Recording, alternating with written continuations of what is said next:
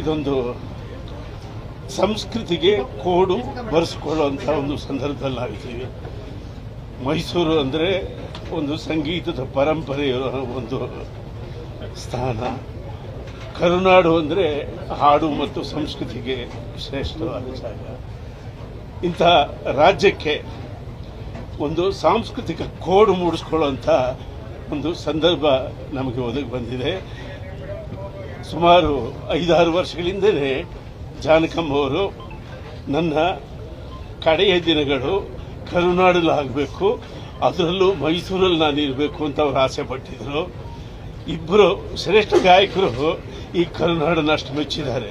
ಈ ನೀತಿಯನ್ನ ನಮ್ಮ ತಾಯಿ ಜಾನಕಮ್ಮನವರು ಸುಮಾರು 6 ದಶಕಗಳ ಕಾಲ ತಮ್ಮ ವೃತ್ತಿ ಜೀವನದಲ್ಲಿ ಪಾಲಿಸಿದ್ದಾರೆ. ಅವರಿಗೆ ಎಲ್ಲ ಭಾಷೆಯೂ ಪ್ರಿಯ, ಎಲ್ಲ ದೈವಗಳೂ ಪ್ರಿಯ, ಎಲ್ಲ ಧರ್ಮಗಳು ಪ್ರಿಯ. 6 ದಶಕಗಳ ಕಾಲ ತಮ್ಮ ಸಂಗೀತದಲ್ಲಿ ಅವರು ಎಲ್ಲವನ್ನು ಆರಾಧಿಸಿ ಪೂಜಿಸಿದ್ದಾರೆ.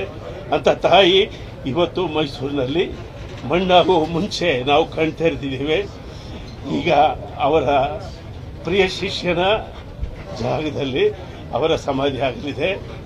ನಾನು ನಮ್ಮ ಕರ್ನಾಟಕದ ಸಂಗೀತ ಸಂಘದ ಪರವಾಗಿ ಒಂದು ನಿರ್ಧಾರ ತೆಗೆದುಕೊಂಡು ಇವತ್ತು ಹೇಳ್ತಾ ಇದ್ದೀನಿ. ಆ ಶಿಷ್ಯ ಒಪ್ಪಿದರೆ, ಅವ್ರ ಕುಟುಂಬದವರು ಒಪ್ಪಿದರೆ, ನಾವು ಅಲ್ಲಿ ಜಾನಕಮ್ಮನವರ ಬೃಹತ್ ಧ್ಯಾನ ಮಂಟಪದ ಒಂದು ಮೆಮೋರಿಯಲ್ ಅನ್ನು ನಿರ್ಮಿಸ್ತೇವೆ. ಅದಕ್ಕೆ ನಮ್ಮ ಸಂಗೀತದ ಸಂಘದ ಪೂರ್ತಿ ನೆರವೇರುತ್ತೆ. ಸಾರ್ವಜನಿಕರು, ಅವರ ಅಭಿಮಾನಿಗಳು, ಸರ್ಕಾರ ಇದರ ಜೊತೆಯಲ್ಲಿ ಕೈಗೂಡಿಸಬೇಕು ಅಂತ ನಾನು ವಿನಂತಿ